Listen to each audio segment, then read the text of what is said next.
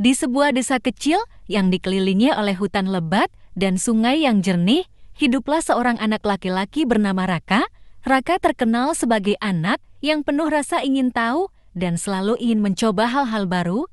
Suatu sore, saat Raka sedang berjalan-jalan di tepi sungai, ia melihat benda kecil berkilauan di bawah sinar matahari. Ia mendekati benda itu dan menyadari bahwa itu adalah sebuah dadu, tetapi bukan dadu biasa.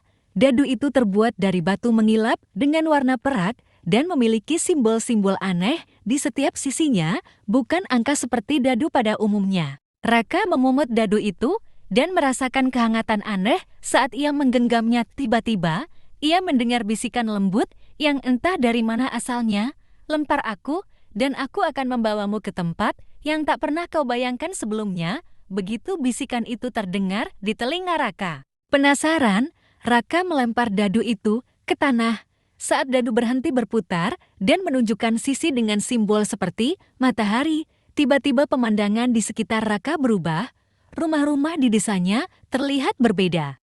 Bangunan yang sebelumnya terbuat dari bata dan atap genteng kini tampak terbuat dari kayu dan jerami. Orang-orang berpakaian sederhana dan tidak ada lampu listrik dimanapun. Dengan terkejut, Raka menyadari bahwa ia telah kembali ke masa lalu, ke zaman ketika desa ini baru saja didirikan. Raka berjalan-jalan di desa itu, takjub dengan suasana yang begitu damai dan sederhana.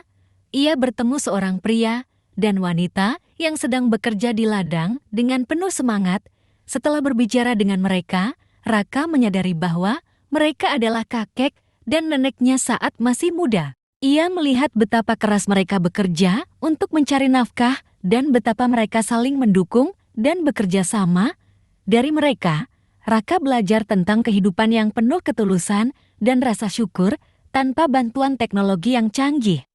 Ia juga melihat betapa alam begitu dihargai dan dilestarikan oleh orang-orang pada masa itu. Setelah beberapa lama, Raka merasa rindu dengan desanya yang biasa.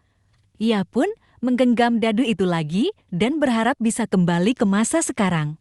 Namun, ketika ia melempar dadu untuk kedua kalinya, ia tidak kembali ke waktu semula. Sebaliknya, ia mendapati dirinya berada di desa yang terlihat begitu berbeda, sebuah desa di masa depan. Di masa depan ini, desa Raka penuh dengan gedung-gedung tinggi yang menjulang, jalan raya lebar, dan kendaraan yang melaju dengan kecepatan tinggi tanpa pengemudi. Meski tampak modern dan canggih, Raka merasa ada yang hilang. Ia melihat sungai yang dulu jernih kini mulai mengering dan berbau. Pohon-pohon besar yang dulu rimbun kini hanya tersisa sedikit.